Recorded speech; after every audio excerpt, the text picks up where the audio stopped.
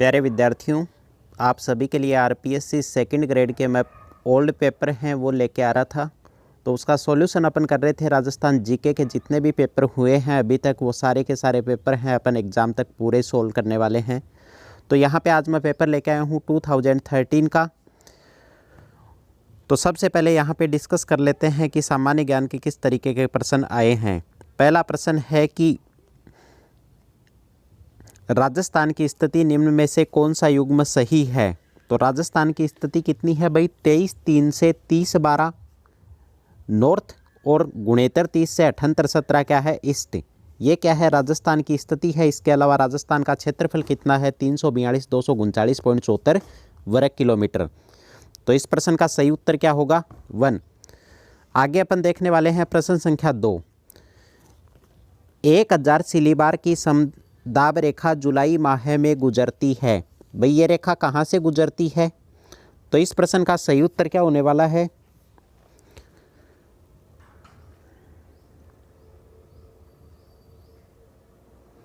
इस प्रश्न का सही उत्तर क्या होगा भाई, ये रेखा गुजरती है सिरोही, उदयपुर, प्रतापगढ़ और झालावाड़ से। नेक्स्ट प्रश्न है यहाँ पे प्रश्न संख्या 3। अपवाह क्षेत्र की दृष्टि से राजस्थान की नदी प्रणालियों का सही अवरोही क्रम है। तो इस प्रश्न का उत्तर आप मेरे को नीचे कमेंट में बताना कि इस प्रश्न का सही उत्तर क्या होने वाला है। आगे अपन देखने वाले हैं प्रश्न संख्या 4 को। राजस्थान में प्रथम योजना काल से ही अब तक फसलों के प्रतिरूप में क्या परिवर्तन घटित हुए हैं। तो इस प्रश्न का सही उत्तर क्या होगा भाई, देखो इस प्रश्न का सही उत्तर होगा दालों का क्षेत्रफल 21% से घटकर 18% रह गया। ये बिल्कुल सही है। और एक क्या है, तिलहनों का क्षेत्रफल 6% से बढ़कर 21% हो गया। ये भी क्या है, सही है। आगे देखो नेक्स्ट प्रश्न, प्रश्न संख्या 5 है। सूची 1 को सूची 2 से सुमेलित कीजिए तथा नीचे दिए गए कूटों का उपयोग कर सही उत्तर चुनिए। तो प्रश्न संख्या 5 का सही उत्तर क्या होने वाला है भाई, उत्तरी पश्चिमी राजस्थान कौन सी गाय की नस्ल पाई जाती है, राठी पाई जाती है। दक्षिणी पश्चिमी राजस्थान में कौन सी पाई जाती है,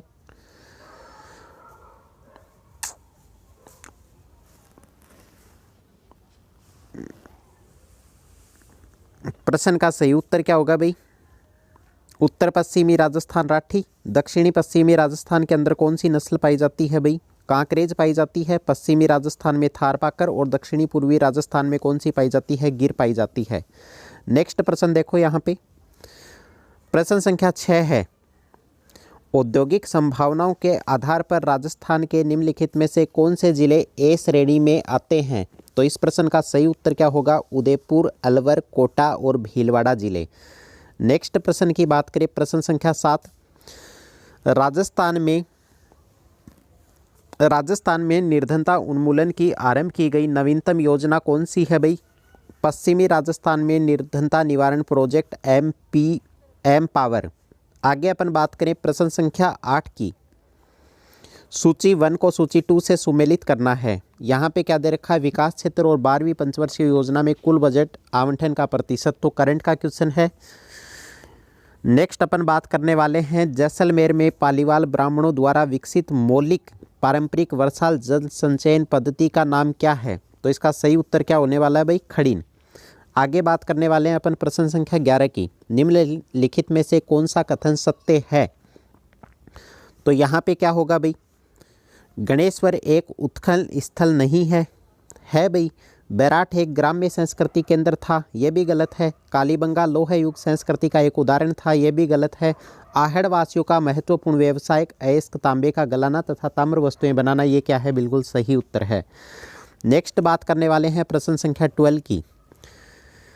निम्नलिखित में से किस इतिहासवेता ने कालीबंगा को सिंधु घाटी साम्राज्य की तृतीय राजधानी कहा था।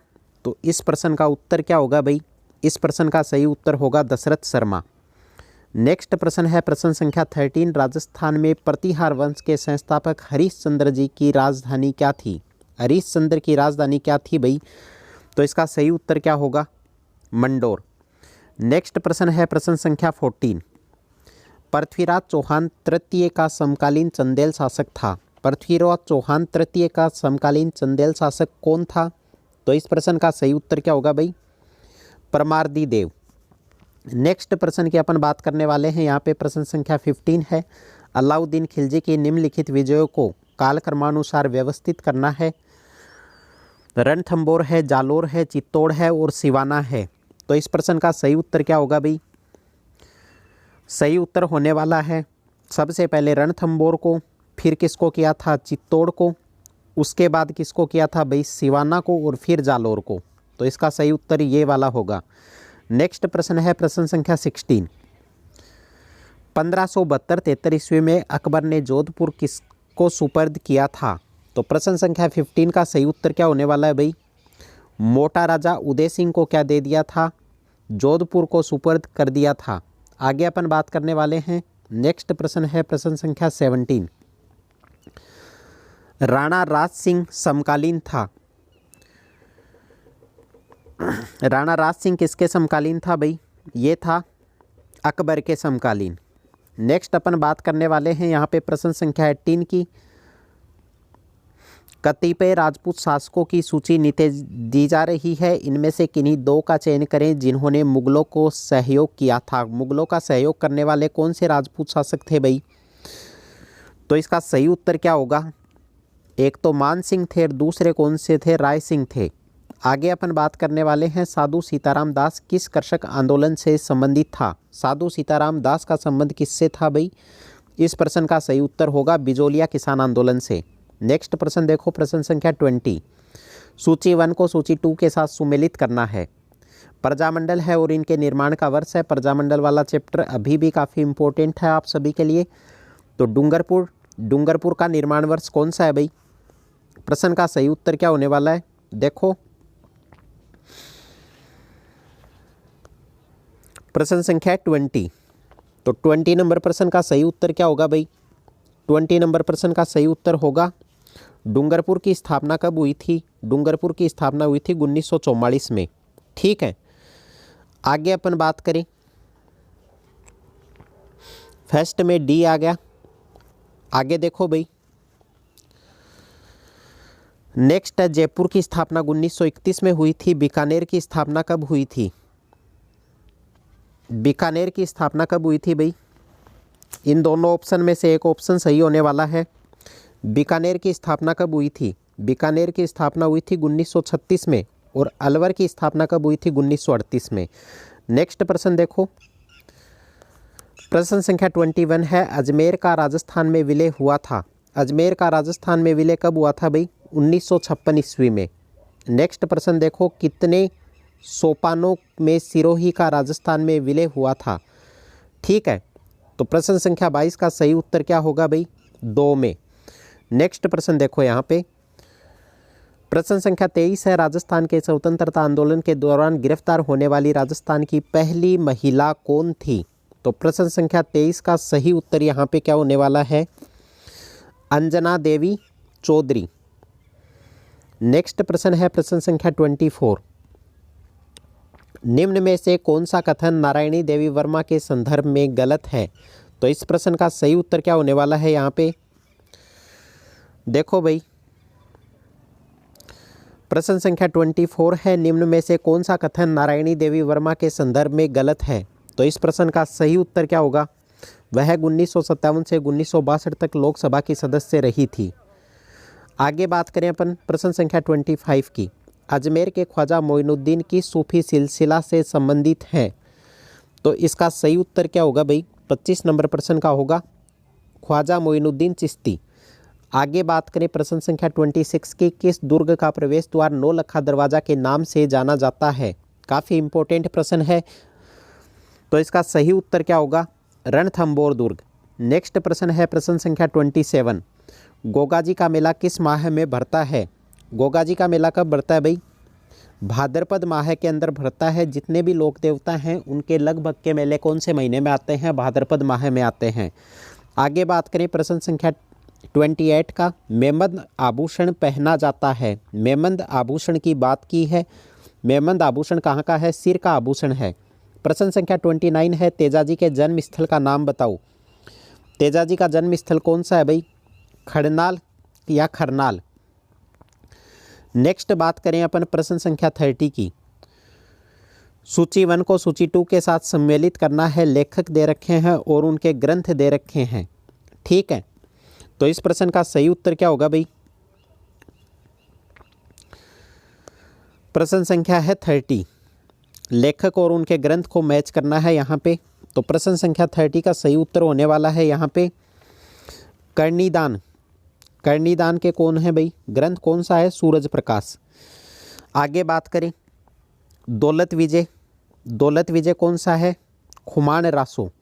पद्मनाभ, पद्मनाभ किसका है भाई? पढ़ा हुआ है अपना। तो इसका सही उत्तर क्या होगा? कानड़देव प्रबंध। और जगजीवन भट्ट अजीतोदय, ये क्या होगा? इसका सही उत्तर होगा। नेक्स्ट बात करें अपन प्रश्न संख्या 31 की।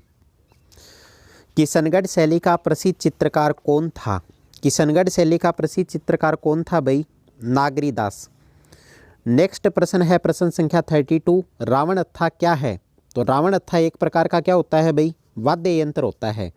आगे देखो प्रश्न संख्या 33, राजस्थान में जब पहली बार राष्ट्रपति शासन लगाया गया था तब राज्य के राज्यपाल कौन थे? तो इस प्रश्न का सही उत्तर क्या होगा भाई? संपूर्णानंद। नेक्स्ट बात करें अपन प्रश्न संख्या 34 की। संविधान के अनुसार मुख्यमंत्री किया जाता है। मुख्यमंत्री को क्या किया जाता है भाई? मुख्यमंत्री को नियुक्त किया जाता है। प्रश्न संख्या 35 है, राज्य में संसदीय सचिव किसके समक्ष शपथ लेता है या प्रतिदान करता है? प्रश्न संख्या 35 का सही उत्तर क्या होने वाला है? मुख्यमंत्री के। नेक्स्ट प्रश्न की अपन बात करें प्रश्न संख्या 36, राज्यपाल अपना त्यागपत्र संबोधित करता है, किसके नाम संबोधित करता है भाई? राष्ट्रपति को। प्रश्न संख्या 37 है, किसी राज्य के प्रशासनिक पद सोपान के शीर्ष पर होता है। तो इस प्रश्न का सही उत्तर क्या होगा? प्रश्न संख्या 37 का सही उत्तर क्या होगा भाई? मुख्य सचिव। नेक्स्ट प्रश्न है प्रश्न संख्या 38, राजस्थान लोक सेवा आयोग के सदस्यों की अध्यक्ष सहित कुल अनुमत संख्या कितनी है? तो इस प्रश्न का सही उत्तर है भाई 8।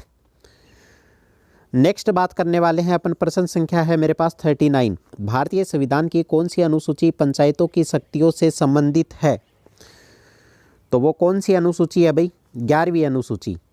नेक्स्ट प्रश्न की अपन बात करें प्रश्न संख्या 40, राजस्थान राज्य मानवाधिकार आयोग की स्थापना किस वर्ष हुई थी? काफ़ी इंपॉर्टेंट प्रश्न है। तो इसकी स्थापना कब हुई थी भाई? 2000 ईस्वी के अंदर इसकी स्थापना हुई थी। नेक्स्ट प्रश्न देखो प्रश्न संख्या 41 नंबर प्रश्न है, राजस्थान से बजरंग लाल ताखर को पद्मश्री पुरस्कार 2013 के लिए चुना गया, वह संबंधित है, किससे संबंधित था भाई? नौकायन से। नेक्स्ट बात करने वाले हैं अपन प्रश्न संख्या 42 की, निम्न में से कौन सा युग्म सही नहीं है? यहाँ पे जो युग्म सही नहीं है वो अपने को बताना है। तो इस प्रश्न का उत्तर भी आप मेरे को कमेंट सेक्शन में कमेंट करके बताएं। नेक्स्ट प्रश्न की अपन बात करने वाले हैं प्रश्न संख्या 43, यहाँ सूची 1 को जिले को जनसंख्या घनत्व से मैच करना है। जिले को उसके जनसंख्या घनत्व से मैच करना है। तो प्रश्न संख्या 43 का सही उत्तर क्या होगा भाई?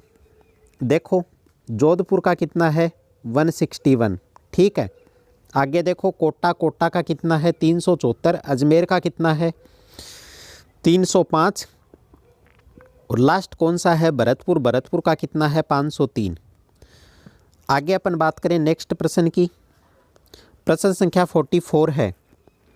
44 का सही उत्तर क्या होगा भाई? निम्नलिखित लेखकों में से कौन ए हिस्ट्री ऑफ राजस्थान के लेखक हैं? इस प्रश्न का सही उत्तर होगा रीमा हुजा। नेक्स्ट प्रश्न देखो प्रश्न संख्या 45, निम्नलिखित योजनाओं पर विचार कीजिए, उपयुक्त योजनाओं का सही कालानुक्रम है। तो योजना है उसकी डेट भी आपको क्या होनी चाहिए? याद होनी चाहिए। वर्तमान की जितनी भी योजनाएं हैं वो सब आपको पता होनी चाहिए। आगे देखो प्रश्न संख्या 46, राजस्थान में राजीव गांधी पर्यावरण संरक्षण पुरस्कार प्रदान किए जाते हैं। कब प्रदान किए जाते हैं? विश्व पर्यावरण दिवस को 5 जून को प्रदान किए जाते हैं। प्रश्न संख्या 47 है, हाल ही में यूनेस्को ने राजस्थान के 6 पहाड़ी किलों को विश्व धरोहर सूची में शामिल किया था। तो वो कौन से हैं भाई? 2011-13 की बात है ये। तो 13 में किसको शामिल किया था? 13 में शामिल किया गया था चित्तौड़गढ़, कुंभलगढ़, रणथंभौर, आमेर, जैसलमेर और गागरोन के किले को। नेक्स्ट प्रश्न देखो, प्रश्न संख्या 48। रघुराम राजन की रिपोर्ट के अनुसार राजस्थान राज्य को माना गया है। तो इस प्रश्न का सही उत्तर क्या होगा भाई? सबसे कम विकसित राज्य। आगे बात करें अपन प्रश्न संख्या 49 की। राजस्थान रत्न राजस्थान का सर्वोच्च नागरिक पुरस्कार है। राज्य सरकार द्वारा इस पुरस्कार को शुरू कब किया गया था? कौन सा पुरस्कार भाई? राजस्थान रत्न पुरस्कार को कब शुरू किया गया था? वर्ष 2012 में। प्रश्न संख्या 50 है। राजस्थान में अमृता सोसाइटी का मुख्य उद्देश्य है। अमृता सोसाइटी का मुख्य उद्देश्य क्या है? महिला स्वयं सहायता समूह के उत्पादों को विपणन के अवसर उपलब्ध करवाना। प्रश्न संख्या 51 है। स्थानीय स्तर पर आकस्मिक एवं चरम पर्यावरणीय बदलाव के कारण का उदाहरण है। तो इसका सही उत्तर होगा हैरिकेन। नेक्स्ट प्रश्न है प्रश्न संख्या 52। सहारा मरुस्थल से होकर भूमध्य सागरीय क्षेत्र को प्रवाहित होने वाली गर्भ धूल भरी पवन जानी जाती हैं, उसको बोला जाता है सिरोको। नेक्स्ट प्रश्न है प्रश्न संख्या 53। सन 2013 में विश्व पर्यावरण दिवस पर क्या नारा दिया गया था? तो इस प्रश्न का सही उत्तर क्या होगा भाई? विचारिए, खाइए और बचाइए। नेक्स्ट अपन बात करें प्रश्न संख्या 54 की। चुंबी घाटी किन देशों के प्रतिच्छेद स्थल पर स्थित है? तो इस प्रश्न का सही उत्तर क्या होने वाला है भाई? भारत, भूटान एवं तिब्बत। नेक्स्ट प्रश्न है प्रश्न संख्या 55। चीन एवं जापान के मध्य सामरिक तनाव किस द्वीप से संबंधित है? तो उस द्वीप का नाम क्या है भाई? उस द्वीप का नाम है सेनकाकू। नेक्स्ट प्रश्न है प्रश्न संख्या 56। निम्न में से कौन सा एक तत्व महासागरीय धाराओं को रूपांतरित नहीं करता है? तो प्रश्न संख्या 56 का सही उत्तर क्या है? महासागर में ज्वारीय लहरें। नेक्स्ट प्रश्न देखो प्रश्न संख्या 57। सिलीगुड़ी गलियारे से होकर कौन सा राष्ट्रीय राजमार्ग गुजरता है? काफ़ी इंपॉर्टेंट प्रश्न है। तो इस प्रश्न का सही उत्तर होगा राष्ट्रीय राजमार्ग 31, NH 31। नेक्स्ट बात करें अपन प्रश्न संख्या 58 की। मेघालय भारत के उत्तर पूर्व में स्थित राज्य का नाम सुझाया गया है। किसने सुझाया भाई? SP चटर्जी द्वारा। नेक्स्ट बात करने वाले हैं अपन 59 नंबर प्रश्न की।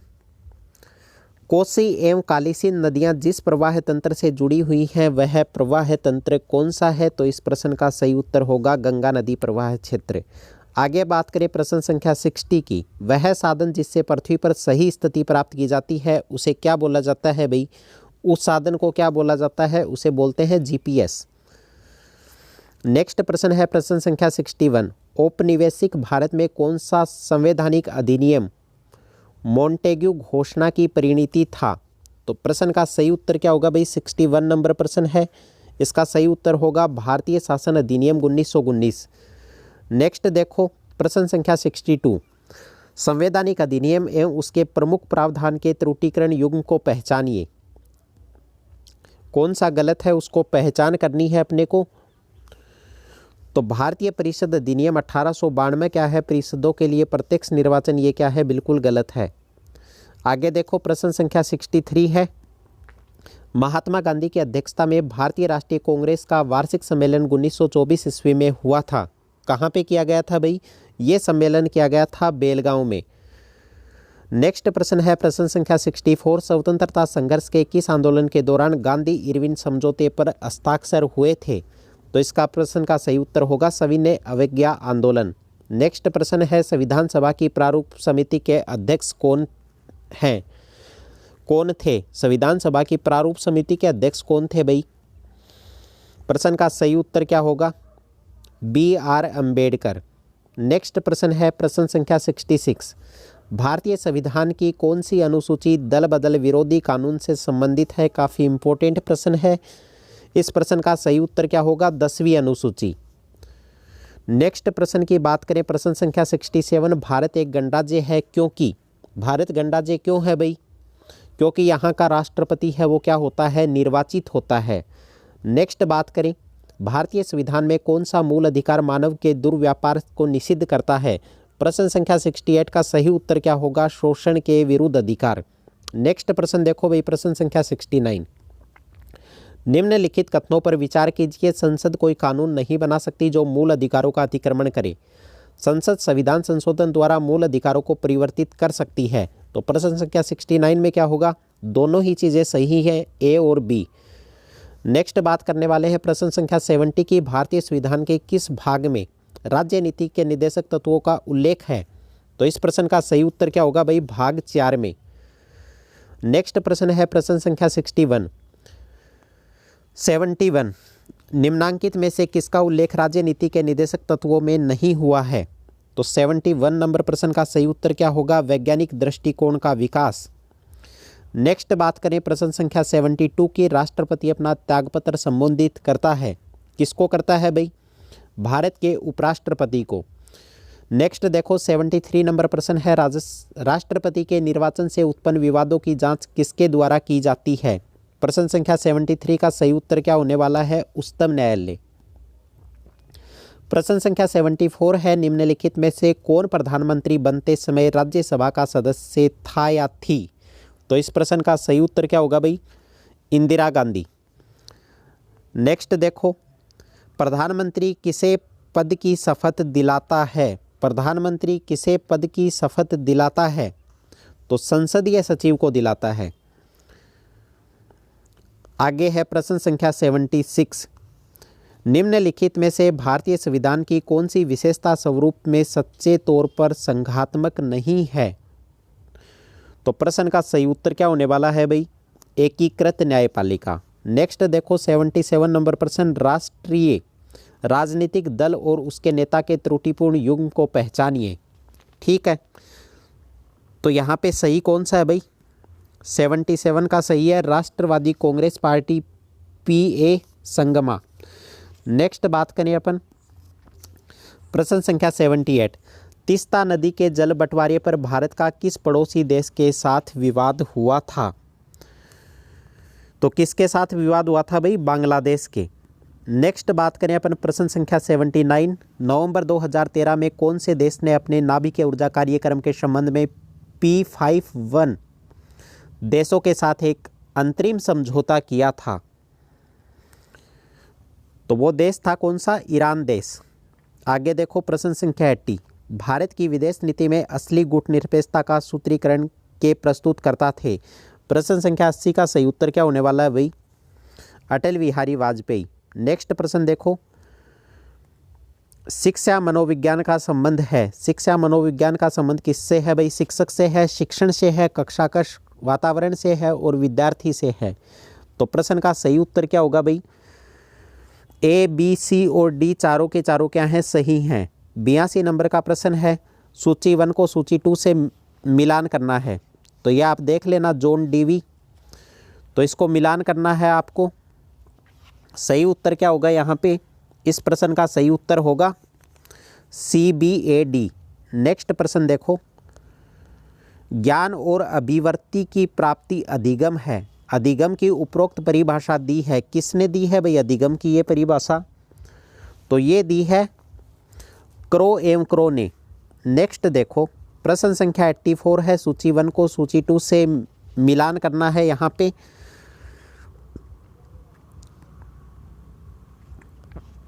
आगे देखो 85 नंबर प्रश्न।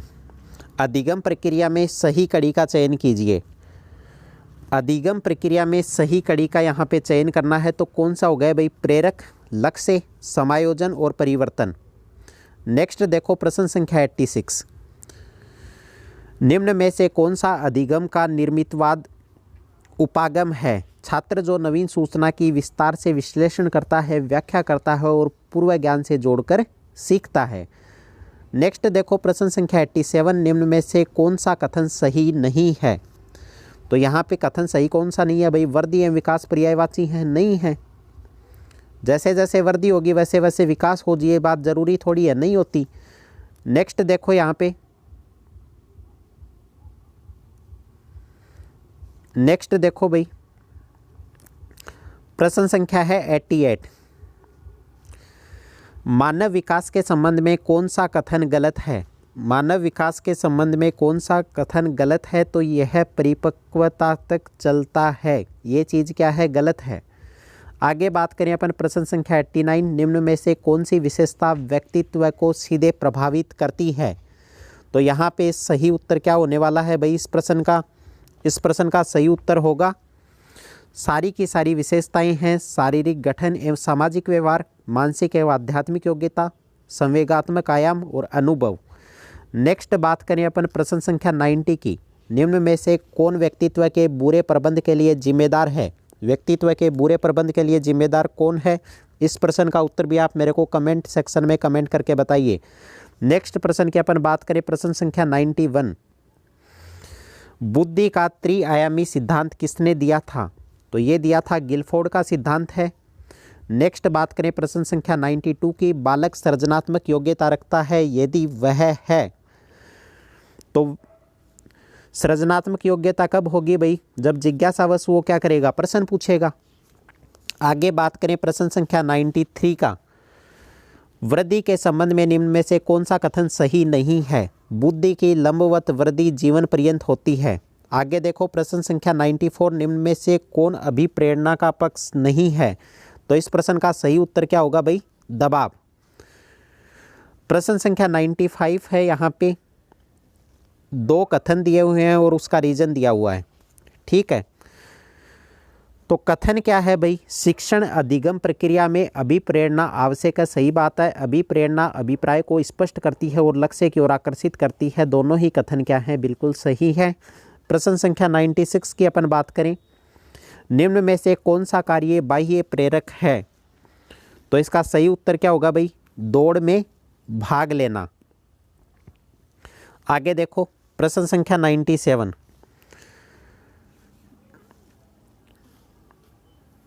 व्यक्तिगत भिन्नता का ज्ञान अध्यापक को मदद करता है। तो इसका सही उत्तर होगा भाई शिक्षण अधिगम क्रियाओं की योजना बनाने में। नेक्स्ट प्रश्न है 98 नंबर प्रश्न, निम्न में से कौन विशेष आवश्यकता वाले बालकों के वर्ग में आता है? तो इस प्रश्न का सही उत्तर क्या होगा भाई? प्रतिभावान, मानसिक रूप से पिछड़े, शारीरिक रूप से अक्षम और सामाजिक रूप से अक्षम, सारे के सारे क्या हैं? बालक वर्ग के अंदर आते हैं। आगे बात करें प्रश्न संख्या 99 की, निम्नलिखित में से किसमें अनुदेशन सामग्री की अधिकता होती है? तो इसका सही उत्तर होगा संसाधन इकाई के अंदर। और लास्ट प्रश्न है प्रश्न संख्या 100, छात्रों को मानसिक रूप से स्वस्थ एवं स्वच्छ बने रहने के लिए विद्यालय प्रशासन का कौन सा तरीका अपनाना सही है? तो इस प्रश्न का सही होगा नियमित स्वास्थ्य का परीक्षण करते रहना। तो उम्मीद करता हूँ साथियों आपको ये एग्ज़ाम की सीरीज़ अच्छी लगी होगी। अगर वीडियो अच्छा लगा तो वीडियो को लाइक और चैनल को सब्सक्राइब करना ना भूलें। धन्यवाद साथियों। जय हिंद, जय भारत। जुड़े रहिए फोगाट क्लासेस के साथ।